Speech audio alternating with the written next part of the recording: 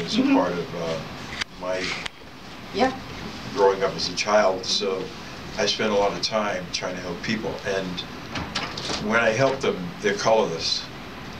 I'm just as fulfilled helping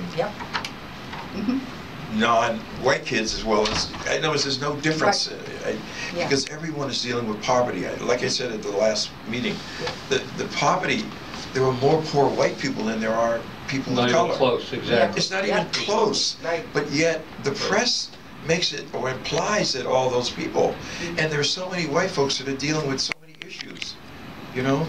To see a family have an opportunity to get a computer so they can get into the 21st century that allows them to work on resumes, try to find a job, kids do their homework, that are white, that are Asian, that are Hispanic, that are black. That is so fulfilling. Because later on, when they make it into college, which I'm actually experiencing kids that have gotten there to college, they come back and they help others. So, yeah.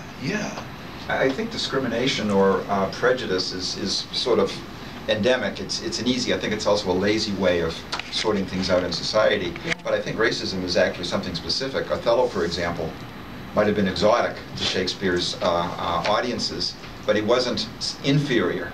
I think it's something that developed with the slave trade, with a rationale for good Christians to justify their desolation left of West Africa and bringing folks to this continent. So there is the whole ideology as well as the practice, and that's been continued. Certainly the genocide against the Native American peoples to get the land, and then the importation of slaves from Africa to work the land, and then even after the Civil War. Juneteenth, it's Juneteenth, folks. This is sort of the second Emancipation Day. It's our second Declaration of Independence. The day that the folks in Galveston found out that the war was over, the slaves had been freed, and so forth. But then you have Jim Crow. You've got